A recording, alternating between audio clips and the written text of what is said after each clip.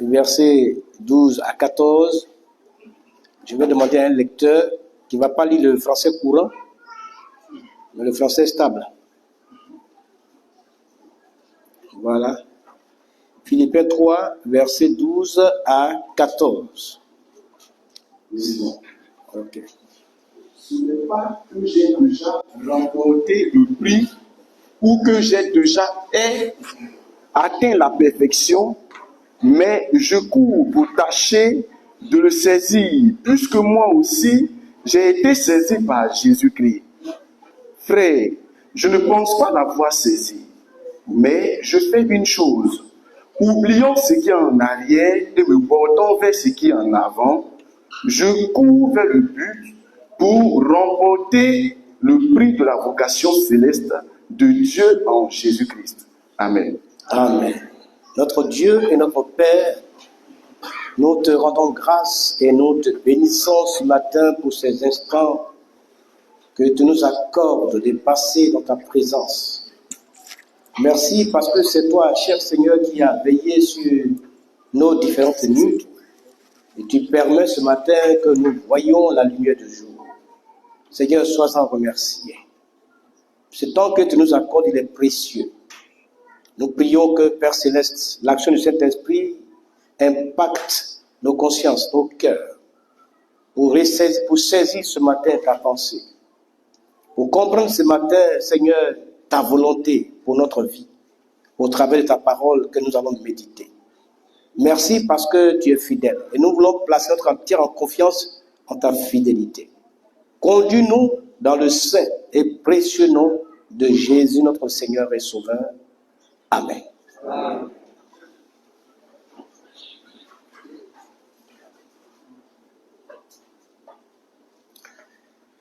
La pensée principale, si vous voulez, le thème que je voudrais que vous reteniez en ce début d'année, c'est l'orientation de vie humaine. L'orientation de vie, mais de vie humaine. En effet, l'orientation se fait dans bien des domaines. On peut parler d'orientation sur le plan scolaire. On peut parler aussi d'orientation dans le domaine de la politique et bien d'autres domaines encore où on peut parler du fait d'orienter. Mais ici, moi je parle de l'orientation de la vie humaine. Donc, le chemin que tu donnes à ta vie, la voie dans laquelle tu orientes ta vie. En fait, c'est de cela que je voudrais justement parler ici, afin, selon l'enseignement que Paul donne ici, d'instruire chacun d'entre nous. Comme je le disais, l'orientation est importante, parce que vous faites un choix. Vous orientez votre vie vers une direction voulue de vous-même. Ça aussi, c'est la faculté que Dieu a donnée à chacun d'entre nous. Libre d'orienter sa vie comme il veut et vers le chemin vers où il veut. Mais aussi, c'est la preuve que Dieu nous donne l'entière liberté d'orienter nos vies comme nous voulons. Nous en avons la responsabilité du fait que Dieu n'impose pas. Mais il nous donne la liberté d'orienter notre vie là où nous voulons. Mais toutefois, il nous exhorte à travers sa parole, les Saintes Écritures, pour que nous fassions le bon choix, nous prenions la meilleure direction en termes d'orientation. Donc, c'est vraiment délicat, parce que le chemin que nous prenons, au bout de ce chemin, nous allons avoir des résultats. L'orientation que nous faisons pour notre vie va nous apporter à la suite des temps des résultats. C'est pour ça que je disais que c'est donc délicat. Alors, orienter sa vie est une très grande responsabilité. Et je rappelle que nous-mêmes, nous en avons la liberté parce que Dieu l'a voulu ainsi. Il ne nous force pas, mais il a voulu ainsi. Toutefois, sa parole aussi nous éclaire pour savoir comment orienter nos vies. Alors, je voudrais ici, à la lumière de l'enseignement que Paul nous apporte ici, donner à chaque frère et chaque sœur de faire une très belle méditation de ces enseignements pour qu'en cette année 2025, il fasse le bon choix. Disons que chacun fasse le bon choix dans le domaine de l'orientation de la vie humaine. Parce que c'est tellement délicat, c'est tellement important. Nous voulons que l'enseignement de Paul ici, de l'apôtre Paul, nous inspire pour qu'un meilleur choix soit fait. Alors, je vais demander encore donc aux lecteurs qui vont nous amener sur justement les 2 points sur lesquels je voudrais seulement attirer votre attention. Regardez bien ce que Paul dit au verset 12 à 13 du chapitre 3 de l'Épître aux Philippiens. Que la lecture soit reprise calmement et que chacun suive, parce que je ne vais pas faire trop de commentaires. Philippiens 3, versets 12 et 13. On peut suivre la lecture, s'il vous plaît.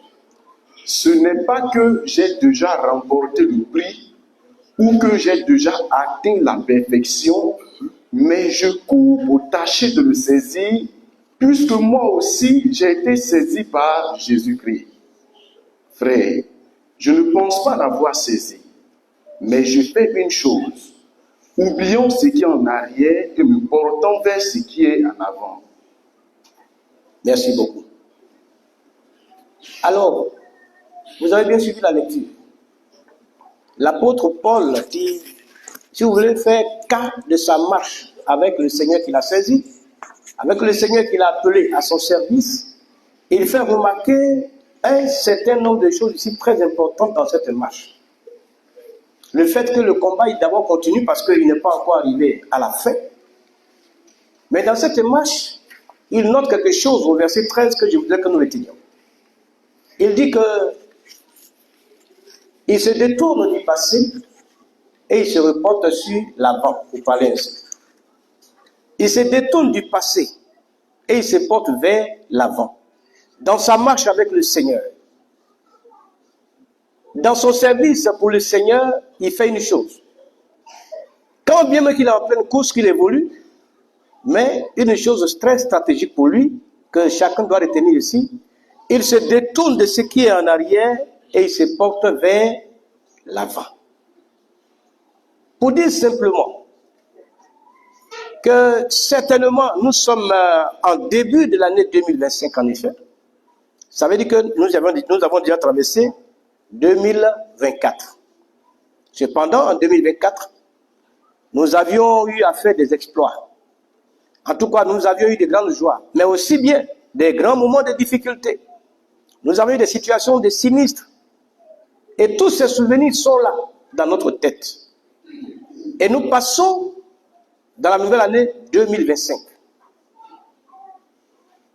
Quel doit être le caractère pratique de notre marche, la marche qui continue là? Quel doit être le caractère pratique? C'est dans ce sens que Paul nous interpelle. Ce qu'on a eu comme victoire dans le passé en 2024, ce qu'on a eu comme difficulté en 2024, ça, c'est le passé. Tant bien que le souvenir est là, mais c'est déjà passé. Alors dans le présent, qu'est-ce qu'on fait? On doit encore s'appuyer sur ces choses du passé, ou alors, qu'est-ce qu'on fait? Paul précise, il se détourne de ce qui est en arrière et il se porte vers l'avant. Parce que la marche avec Christ n'est pas une marche en arrière, c'est une marche en avant. Ça veut dire que nous traversions des étapes, certaines seront désormais derrière, et nous tendons vers l'avant. Ça aussi, c'est ce qui caractérise la marche avec Dieu. Les victoires du passé sont déjà comme de la cendre. On ne peut pas donc bâtir sa vie sur de la cendre. Aussi bien que les difficultés du passé sont aussi comme de la cendre. On ne peut pas donc dans le présent bâtir sur la cendre. Mais plutôt, il y a lieu de se porter vers l'avant. De voir vers quel horizon Dieu veut bien nous orienter. Parce que nous sommes conduits par le Saint-Esprit, nous dit la parole de Dieu. Nous sommes conduits par le Saint-Esprit. Et marcher avec Dieu, c'est faire un pas l'un après l'autre. Et dans cette marche-là, nous découvrons le plan de Dieu pour notre vie. Nous découvrons la volonté de Dieu de notre vie à travers certaines situations, soit sur le plan du caractère de notre service, ou même des situations que nous rencontrons. Mais nous voyons Dieu se révéler à nous Dieu nous instruit, Dieu nous montrait la dimension de sa personne à travers certaines situations. Je voudrais ici dire, 2024, c'est passé. Nous sommes entrés en 2025 et nous sommes en plein début de l'année. Comment vas-tu mener ta marche avec Dieu en cette année 2025? Paul dit, il se détourne de ce qui est dans le passé, ce qui est en arrière, et il se porte vers l'avant. Voilà une autre orientation ici que la Bible nous donne à travers l'enseignement que Paul apporte à l'église de Philippe. C'est une cité qui a connu bien des situations. Et l'église dans cette cité de Philippe a connu bien des situations. Paul leur donne l'orientation juste. Le passé est passé. Parce qu'on ne peut pas mettre la main dans le passé pour changer quelque chose. Toutefois, puisque nous évoluons selon Dieu et par le Saint-Esprit, portons-nous donc vers l'avant. Parce que Dieu a bien des choses encore à nous révéler. Bien des choses encore à nous enseigner. Bien des choses encore à découvrir avec Dieu. Parce qu'il n'y a que ceux qui s'élèvent au nom du Seigneur et par la foi pour le Seigneur qui découvrent ce que Dieu a préparé pour eux. Je voudrais donc vous dire, chers bien-aimés frères et sœurs en Christ, voici donc un exemple d'orientation dans cette marche avec Dieu. Il ne faut pas être en 2025 et orienter ta vie en 2024. C'est-à-dire, tenu captif par soit les problèmes que tu as connus en 2024.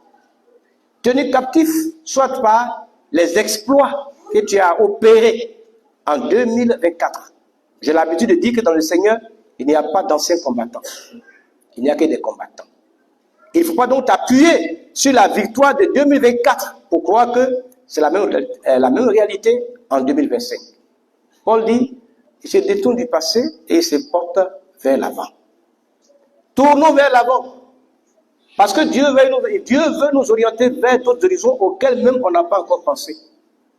Parce que Dieu se révèle et veut davantage se révéler à son peuple. Donc pas ceux qui marchent avec la pensée en arrière, mais ceux qui marchent avec la pensée portée sur l'avant, qui veulent davantage découvrir ce que Dieu est, ce qu'il est capable de faire et ce qu'il réalise. Car nous sommes conduits par le Saint-Esprit. Bien-aimés, 2025 vient de commencer. Voici le réel mouvement qu'il faut avoir, comme Paul.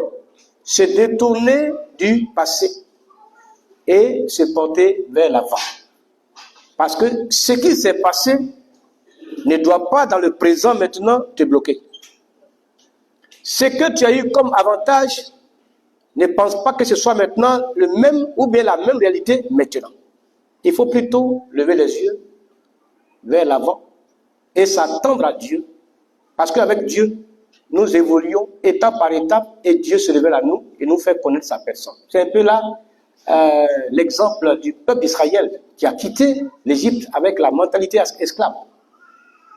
Dieu l'a conduit étape par étape, le Seigneur s'est révélé et ils ont dû connaître les différentes facettes du Seigneur, pour parler ainsi. C'est-à-dire, ils ont dû connaître les manifestations différentes du Seigneur.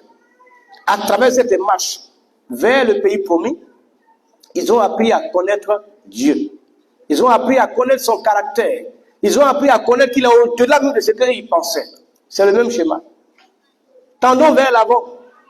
Et nous irons, non seulement avec le Seigneur, mais nous pourrons découvrir ce que Dieu est capable de faire pour nous, ce que Dieu est capable de réaliser en notre faveur, et où Dieu est capable de nous élever. Tendons donc vers l'avant. Tournons vers l'avant comme Israël, qui a reçu la pensée du pays promis et qui s'est levé à aller dans ce pays que l'Éternel lui a promis. Paul dit que c'est pas parce qu'il a déjà remporté le prix, non. Il est dans la marche, mais il fait une chose. Il ne porte pas ses regards dans le passé, mais plutôt vers l'avant. Voilà un autre sens de l'orientation que je voudrais vous faire remarquer en ce début d'année pour que ce soit vraiment, j'allais dire, un bon début pour voir la gloire de Dieu se manifester. Deuxième chose, en termes d'orientation, le verset 14, à lire, s'il te plaît.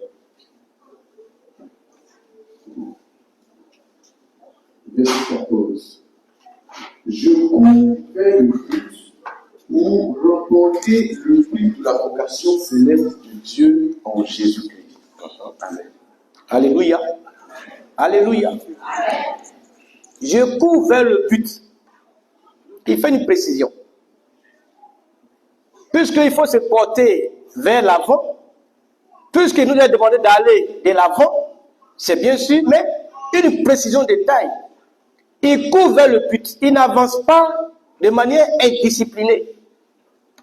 Il n'avance pas selon des convictions dispersées. Il y a un but à atteindre. C'est ce qui détermine d'ailleurs sa marche. Il dit court vers le but. Donc il ne va pas dans un désordre. Ça c'est aussi important. Il veut atteindre le but de la vocation céleste en Jésus-Christ. Il marche, pour être plus clair et simple, avec l'espérance bénie dans sa tête. Ce n'est pas le genre de chrétien qui mène la vie chrétienne pour la vie chrétienne simplement. Mais c'est ce chrétien qui marche avec la pensée de l'espérance bénie, c'est-à-dire le retour de Jésus, le royaume de Dieu. Le chrétien qui marche en fonction de là où sa vie va finir, c'est-à-dire dans le royaume de Dieu. Il y a un but précis. Et quand on marche vers le but, cela va aussi discipliner notre marche. La différence donc va se faire. Il dit, il court vers le but. Frère, oui, il faut se porter vers l'avant. Il faut marcher aller en avant. Mais attention, ce n'est pas en désordre. Ce n'est pas dans le cafouillage. Ce n'est pas dans n'importe quel sens. Il y a quelque chose qui motive déjà sa position ici. Il vise un but. Il court vers le but. L'appel de Dieu pour le royaume des cieux. L'appel que Dieu nous a lancé à travers Jésus-Christ pour la vie avec lui dans son royaume. Voilà ce qui doit motiver le chrétien dans sa marche, quelles que soient les situations, quelles que soient les circonstances. Parce qu'il peut arriver qu'on manque de quoi manger, on manque de quoi se vêtir et bien d'autres choses qui peuvent nous manquer. Mais si notre vie chrétienne oublie cet aspect, si notre vie chrétienne n'a pas un but, n'a pas ce but-là, je vais dire. Parce qu'aujourd'hui, certains s'assignent des buts. Quand on écoute aujourd'hui la parole de Dieu et certaines déclarations, c'est comme si le but de la foi chrétienne, c'est de devenir riche, être heureux sur la terre, avoir tout. Quand on écoute même des prédications, c'est comme si le but même de la vie chrétienne, c'est d'être heureux sur la terre, tu as tout ce qu'il faut, tu concurrences les païens, tu les dépasses, tu es au-dessus des païens. On se réfère peut-être au mode de vie des païens et on lutte pour être au-dessus. Un peu c'est ce qu'on constate aujourd'hui. Mais attention, la parole de Dieu fait la différence. À travers l'enseignement de l'apôtre Paul qui nous donne ici. Le but là, ce n'est pas la richesse. Le but là, ce n'est pas être au-dessus des gens. Le but, ce n'est pas d'avoir tout sur la terre. Parce que la Bible dit, que servirait-il à un homme de gagner le monde s'il perdait son âme?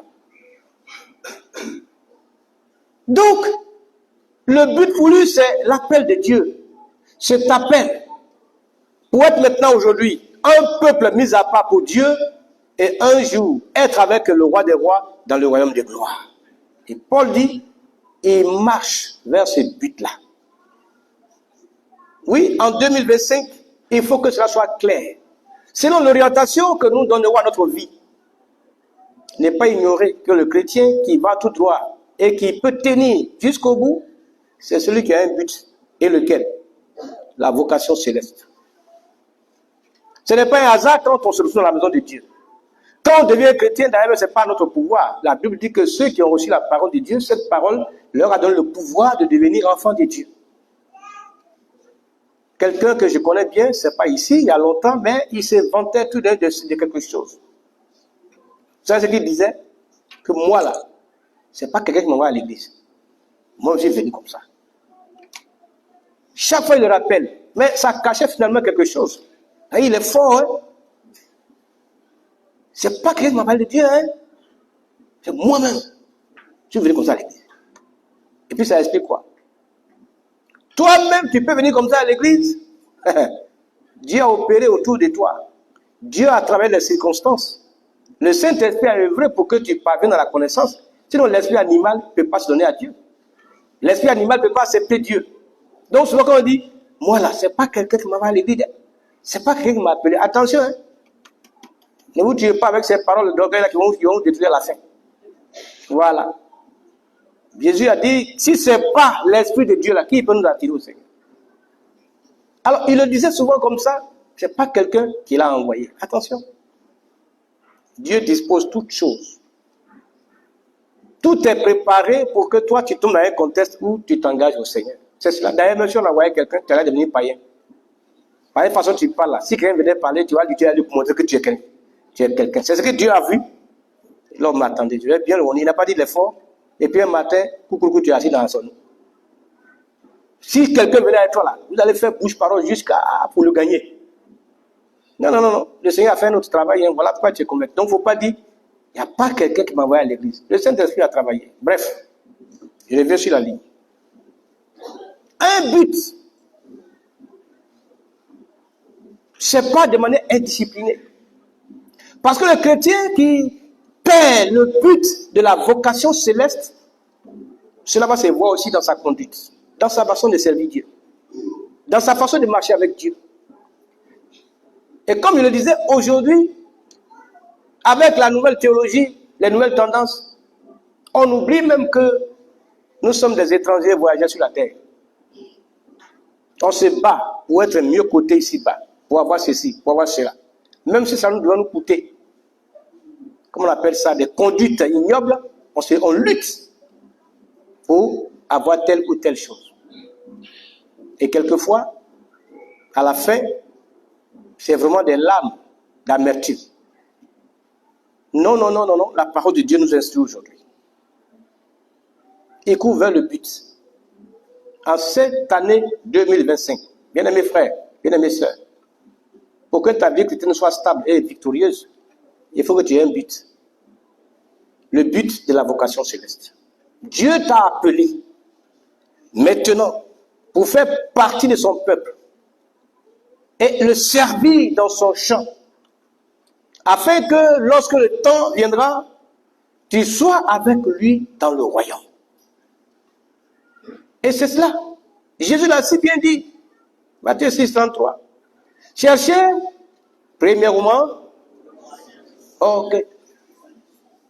C'est ce qui était le but principal et qui est le but principal même de la vie du chrétien. Et quand le chrétien perd ce but, il n'est plus objectif dans sa marche avec Dieu. Les trains du monde vont prendre le dessus sur son engagement. Les aléas de la terre vont perturber même son engagement avec Dieu. C'est pour cela que, en ce début d'année, je voudrais donc, bien aimés frères et sœurs, attirer votre attention sur ce fait. Allez vers le but. Courir vers le but de l'appel que Dieu nous a lancé pour le royaume des cieux. Paul l'a si bien dit. Il fait une chose. Dans cette marche vers l'avant, il fait une chose. Il se détache de ce qui est en arrière et il se porte vers l'avant. C'est le sens de la vie chrétienne. Avec Dieu, nous évoluons et Dieu, j'allais dire comme ça, s'est fait découvrir par nous. Celui qui n'évolue pas avec Dieu, comment tu vas le connaître? Comment tu vas le découvrir? Quelqu'un dira, même les épreuves que nous avons ne sont pas faites pour nous casser, mais elles sont faites pour que nous apprécions, bien nous découvrons les forces que nous avons en nous. Voilà ce qu'il faut comprendre aussi. Ce n'est pas aussi la vitesse. Quelqu'un dirait que ce n'est pas la vitesse qui compte, mais c'est l'orientation que tu donnes à ta vie. On voit des gens zélés. Mais en réalité, l'orientation de la vie chrétienne semble ne pas aller vers le but. Et quelquefois, beaucoup sont entraînés vers ces voies, et puis quand ça échoue, on se dispose, on ne sait pas qui est qui. Je fais une chose. Je me détourne de ce qui est dans le passé et je me porte vers l'avant. C'est le sens de la marche chrétienne. Voilà ce que Dieu veut. Se porter vers l'avant parce que Dieu veut encore se révéler à nous. Si tu t'arrêtes là, tu dis tu es en 2025, mais dedans là, tu es en 2024. En 2024, c'est que j'ai eu là. Vraiment, si il faut avoir ça, je dis encore vraiment. J'ai dit, oh. De toute façon, ça a marché pour moi en 2024. Pourtant, tu es en 2025. 2025 est en train de finir, tu es au milieu du mois. J'ai dit, oh. 2024 là. Mon cher, attention Dieu aujourd'hui. Sinon, c'est que j'ai eu vraiment là-bas là. Tu es en 2025, mais toute ta tête là, ça va être en 2024. Ah, vraiment, ce que j'ai traversé en 2024 là, je ne sais même pas si vraiment je vais vivre encore. Ça n'a pas été facile. Tu es en 2025. En 2024 là, j'ai dit mes affaires sont tombées, je suis mort comme ça. Je ne sais même pas où je vais partir. Rien, personne ne m'a aidé. Oh. Pourtant, en 2025, tu es vivant, hein. Mais tu racontes tes histoires des cadavres de 2024, là, ça tu parles ça. Qui t'envoie en 2025 là? Tu oublies que c'est Dieu. Si vraiment ce qui s'est passé en 2024 là, ça pourrait se passer encore en 2025. Ah, là je dis gloire à Dieu. C'est une grosse erreur. Voilà, c'est une grosse erreur. Parce que justement, Dieu fait évoluer son peuple dans sa marche afin de le connaître dans toute sa manifestation. C'est pour cela Paul dit, je tends vers l'avant. Parce que je veux connaître Dieu. Je veux le découvrir. Ce que tu as vu en 2024 là, c'est petit. Il y a encore des choses que Dieu veut te faire voir. Les exploits que tu loues dans le passé, ah, ça a marché, ça a été comme ça. Dieu veut te faire voir encore plus que ça pour que tu saches qu'il est Dieu, qu'il est au-dessus de toutes choses. Les épreuves que tu as connues là, Dieu veut te faire encore voir d'autres épreuves pour dire que devant telle situation, lui aussi il est puissant, il est le Dieu qui est au-dessus de tout. Voilà. C'est cela. Tendre vers l'avant. J'ai fini, j'ai fait une chose. Je me détache du passé et je tends vers l'avant. C'est le sens. C'est la meilleure orientation. Ensuite, précision. Il court vers le but. Quelqu'un qui va vers un but là, il ne se laisse pas distraire. Il est déterminé. Quand on a un but là, on est déterminé. On ne se laisse pas distraire. Quelqu'un qui quitte ici, par exemple, on t'envoie au marché, soit donnez-moi un commerce proche au marché là-bas, bon, le nouveau commerce, ou bien, ouais, Sokosé, voilà. Tu vas pour quelque chose de précis à Sokosé, tu quittes ici. Tu sais ce que tu en prends pour revenir. Tu sors ici, il y a des gens qui font du bruit à côté, doum, doum, doum, doum, doum, doum, tu es arrêté. Tu commences à regarder là-bas. Tiens, les gens, ils tam derrière, ils dansent derrière. Bon, tu passes quelques heures là-bas, tu t'en vas encore. Arrivé à côté, il y a des gens qui sont en train de faire coup de tête. Boum! Là, tu es tué, mais vous êtes là. Oh oui, tu es là. Tiens. Tu passes des heures là. Tu laisses encore, tu t'en vas. À quelle heure tu vas arriver à ce côté? Et puis revenir à le produit. Celui qui a un but là, il n'est pas distrait. Or, sur la terre des hommes là, il y a plein de choses qui distraient la foi. Je parle de la distraction de la foi. Parce que la simple distraction qui est un loisir là, c'est pas de ça qu'il parle. La distraction de la foi, ça dit c'est ce qui fait en sorte que tu meurs spirituellement. Que tu ne donnes pas de servir Dieu, de t'attacher à Dieu. Et ça, il y en a beaucoup. Et quand on n'a pas un objectif, on n'a pas un but là, c'est fini. On va se hasarder, dans ton match là, on va se hasarder à tout. On va rentrer partout. Par contre, celui qui a un but, il ne se laisse pas distraire. Quels que soient les échos autour de lui, il ne perd pas de vue son but. Et c'est ça, la meilleure orientation du chrétien. Il marche, vous le voyez. Comme ça, mais il a un but. J'étais à une veillée funéraire d'un collègue qui nous a dévancé. Et puis, ils m'ont, disons, m'a positionné pour chanter. Et j'ai chanté le chant, mais je l'ai dit, il a expliqué mon ethnie. Il dit, dans ce chant, vous nous voyez comme ça. On marche comme ça là. Mais attention, hein. Notre espoir là, c'est pas sur quelqu'un, c'est Jésus. Ça dit, c'est sur lui que je compte. Vous me voyez peut-être faible comme ça, mais je compte sur quelqu'un, c'est Jésus. Que le tonnerre gronde, qu'il y ait des tempêtes, je ne tremble pas. Parce que je compte sur quelqu'un et c'est Jésus. Et comme ça, j'ai expliqué un peu. Et quand j'ai chanté le chant, quand j'ai fini, C'est au cimetière que certains frères m'approchent. Ils disent, mais parce que ces gens, c'est en quelle ethnie? Il dit, c'est mon ethnie. Il dit, mais quand vous chantez, c'est pas c'est votre ethnie. Hein? Il dit, ah bon, mais c'est mon ethnie comment? Il dit, non, mais quand on écoute là, on ressent une poigne. Vraiment, il dit, moi, tu as reçu quoi? Il dit, non, mais vraiment, quand on a chanté la même légère, la pitié, tout ce qu'on vit là-bas, vraiment, c'est une pitié. Il dit, bon, d'accord, c'est comme ça, Dieu fait les choses aussi, mais c'est mon ethnie. Voilà, j'ai chanté dans mon ethnie. C'est un peu ça. J'ai dit que on peut nous voir apparemment faibles. Peut-être même, peut-être malheureux, mais attention, nous comptons sur quelqu'un. Celui-là, c'est Jésus. Et j'ai dit tonnerre. Quand il dit que le tonnerre gronde, que la tempête tombe, lui, dans son ethnie, ça signifie autre chose et malheureux qui peut attaquer l'homme, quoi. Dans son ethnie là-bas. Donc, quand il dit, mais voilà, c'est ça, mais justement, pasteur. Ça dit que vous avez dit si telle chose pouvait arriver, mais vous comptez sur quelqu'un. Il dit, nous comptons sur quelqu'un, toi aussi tu es là avec moi. Oui, soyons toujours objectifs, il y a un but devant nous.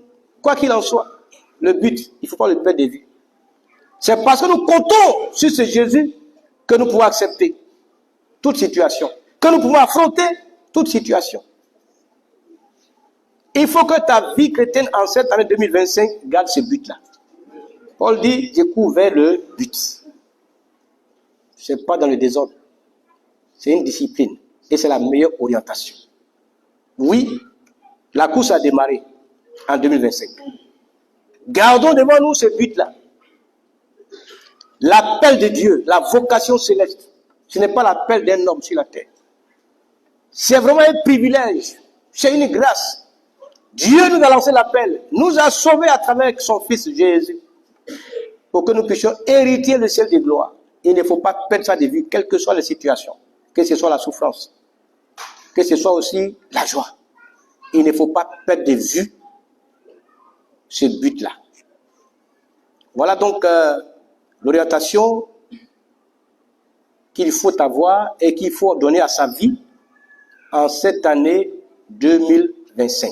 Que tout ce que nous aurons à faire comme service pour le nom du Seigneur, tout engagement que nous aurons à avoir, quelle que soit la dimension, que ce soit dans cette logique dont nous venons de parler. On enlève les yeux sur l'arrière, on se porte vers l'avant, parce que nous savons que Dieu a bien des choses à nous faire voir. Et nous partons pas en désordre. Précis. Il y a un but. Il y a un but. Donc on est déterminé. On ne se laisse pas prendre au piège par qui que ce soit. On ne se laisse pas distraire. Que cela soit la réalité.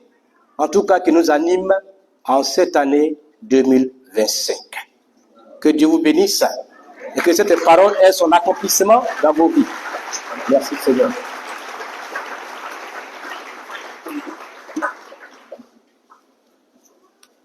Nous allons remercier le Seigneur ensemble.